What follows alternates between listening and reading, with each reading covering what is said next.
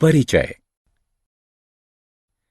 तेजस अपने माता पिता के साथ रिटेल स्टोर से सामान खरीद रहा है। वह अपने लिए एक जोड़ी जीन्स, एक जैकेट और एक गर्म शर्ट पसंद करता है, जबकि उसके पिता अपने लिए एक कोट पसंद करते हैं। जब वे इस सभी सामान को नगद यानी कैश काउंटर पर देते हैं, तो कैशियर उन्हें एक बिल देता है। तेजस के पिता वह बिल रख लेते हैं और उसका भुगतान करते हैं। जब वे घर पहुंचते हैं, तो तेजस अपने पिता से बिल के बारे में पूछता है, क्योंकि वह बिल में लिखे हुए सभी विवरण को जानने के लिए उत्सुक है। बच्चों, आओ जानते हैं कि बिल कैसे बनाया जाता है। आओ सीखें। रुपयों को परिवर्तित करके तथा बिना परिवर्तित किए जोड़ना। रुपयों को परिवर्तित करके तथा बिना परिवर्तित किए घटाना। बिल बनाना। मुद्रा के तथ्य। भारतीय मुद्रा को रुपया नाम से जाना जाता है। रुपया शब्द संस्कृत भाषा के रुपया शब्द से बना है, जो कि प्राचीन भारत में प्रचलित मुद्रांकित सिक्कों को दर्शाता था। भारतीय रुपये को रुपया चिन्ह द्वारा दर्शाया जाता है। भारतीय मुद्रा सिक्कों और नोटों से बनी है, जो कि बैंक नोट कहलाते हैं। सिक्के भारत सरकार द्वारा ढाले जाते हैं, जबकि बैंक नोट भारतीय रिजर्व बैंक यानी आरबीआई द्वारा जारी किए जाते हैं। परिवर्तन करके जोड़ना। आप जानते हैं कि 1 रुपया 100 पैसों के बराबर होता है। इसका अर्थ है कि 2 रुपए 200 पैसों के बराबर होते हैं। 3 रुपए 300 पैसों के बराबर होते हैं। 4 रुपए 400 पैसों के बराबर होते हैं और 5 रुपए 500 पैसों के बराबर होते हैं। इसलिए 1 रुपए 25 पैसे, 100 पैसे और 25 पैसे अर्थात 125 पैसों के बराबर होते हैं। इसी तरह 1 रुपए 50 पैसे 150 पैसों के बराबर होते हैं।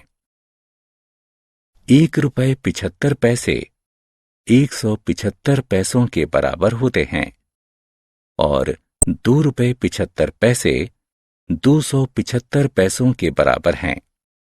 इसलिए 2 रुपए 75 पैसे 275 पैसों के बराबर होते हैं।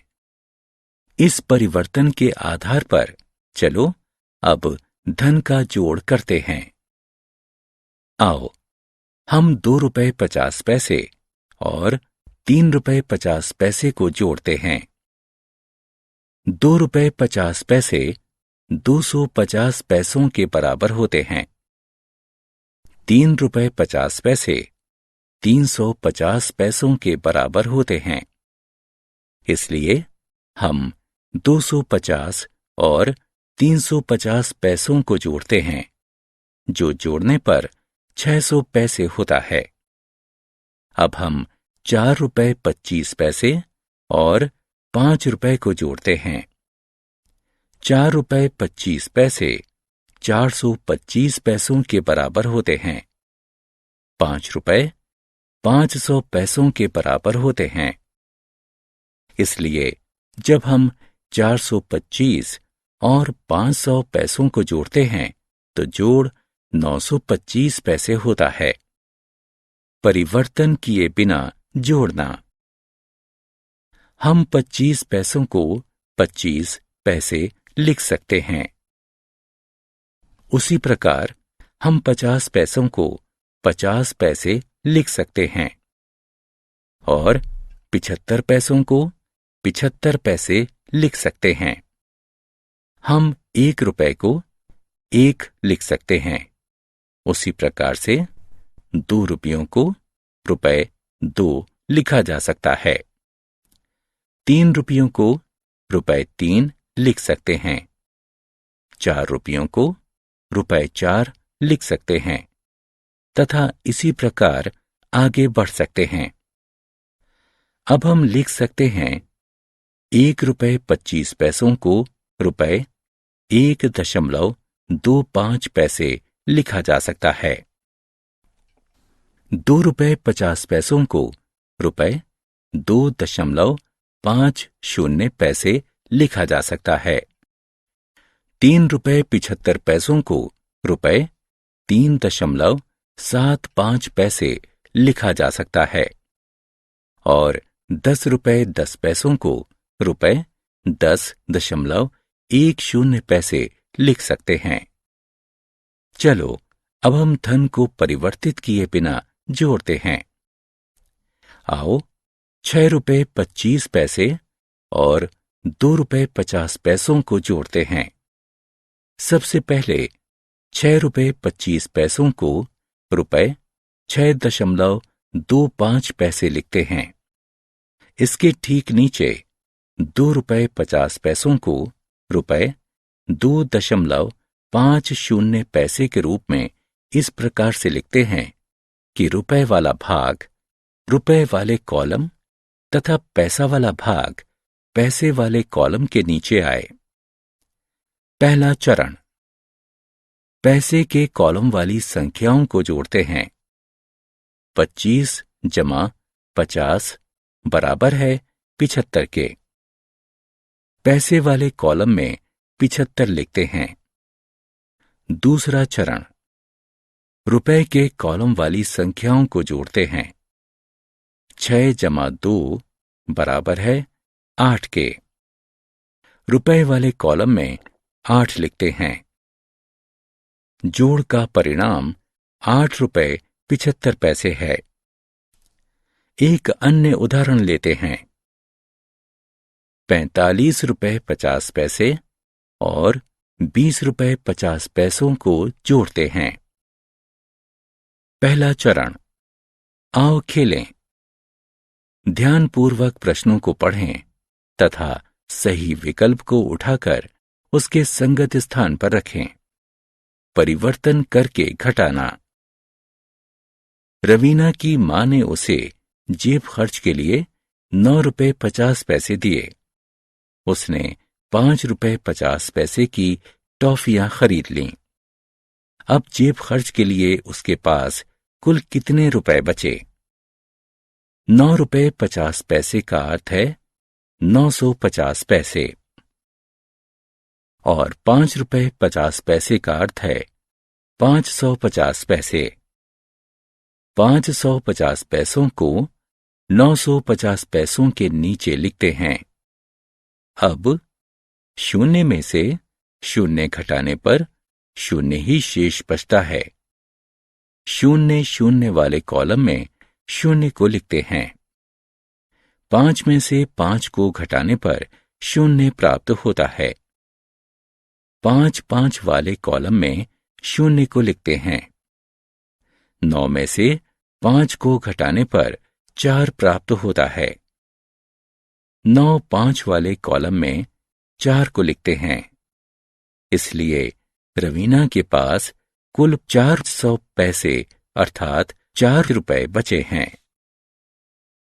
परिवर्तन किए बिना घटाना। चलो अब हम ये सीखते हैं कि ₹8.75 में से ₹5.25 को कैसे घटाते हैं। पहला चरण, यहां ध्यान दें। ₹8.75 को ₹8.75 लिखा जा सकता है। दूसरा चरण, इसके बाद ₹5.25 को ₹5.25 के रूप में इस प्रकार से लिखते हैं कि रुपए वाला भाग रुपए वाले कॉलम तथा पैसे वाला भाग पैसे वाले कॉलम के नीचे आए। 75 में से 25 को घटाने पर 50 शेष बचता है। तीसरा चरण, पैसे वाले कॉलम में 50 लिखते हैं। 8 में से 5 को घटाने पर 3 प्राप्त होता है। रुपए वाले कॉलम में 3 लिखते हैं, अतः उत्तर 3 रुपए 50 पैसे होगा। आओ खेलें। प्रश्न को ध्यानपूर्वक पढ़ें तथा सही उत्तर का चयन करें। बिल। आप जानते हैं कि बिल क्या होता है? बिल कागज का एक ऐसा टुकड़ा होता है जिसमें किसी दुकान से आपके द्वारा खरीदे गए सामान का सारा विवरण होता है। इस विवरण के अंतर्गत खरीदे गए सामान का नाम, उसका मूल्य तथा कुल मूल्य दिया होता है। बिल बनाना। आओ अब हम सीखते हैं कि बिल कैसे बनाते हैं। रमीता ने 2 पेंसिलें, 2 टॉफियां, 1 गेंद और 1 किताब खरीदी। रमीता के लिए एक बिल बनाते हैं। पहला चरण। सबसे पहले हम 4 कॉलम बनाते हैं, जिसके अंतर्गत वस्तु, प्रति वस्तु मूल्य, रुपए और पैसे लिखते हैं। दूसरा चरण। वस्तु वाले कॉलम के नीचे विभिन्न वस्तुओं के नाम लिखते हैं। तीसरा चरण। प्रति वस्तु मूल्य वाले कॉलम के नीचे पेंसिल, टॉफी, गेंद और किताब के सामने 2 रुपए, 1 रुपए 25 पैसे, 5 रुपए और 10 रुपए लिखते हैं। चौथा चरण। 2 पेंसिलों का मूल्य 4 रुपए है, इसलिए रुपए वाले कॉलम में 4 लिखते हैं तथा पैसे वाले कॉलम में 0 लिखते हैं।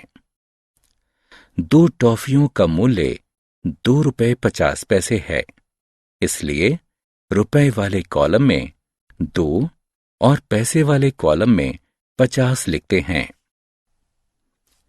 1 गेंद का मूल्य 5 रुपए है, इसलिए रुपए वाले कॉलम में 5 और पैसे वाले कॉलम में 0 लिखते हैं।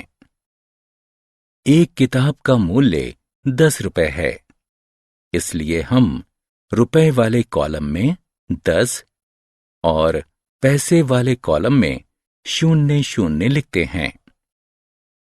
पांचवां चरण। पैसे वाले कॉलम में संख्याओं को जोड़ते हैं। 00 जमा 50 जमा 00 जमा 00 को जोड़ते हैं। इनका योग 50 पैसे आता है। अब रुपए वाले कॉलम में संख्याओं को जोड़ते हैं। 4 जमा 2 जमा 5 जमा 10। जोड़ने पर कुल योग 21 रुपए प्राप्त होता है। छठवां चरण। अब नई पंक्ति बनाते हैं। प्रति वस्तु मूल्य वाले कॉलम के नीचे इस पंक्ति में कुल योग लिखते हैं। रुपए वाले कॉलम में 21 रुपए लिखते हैं।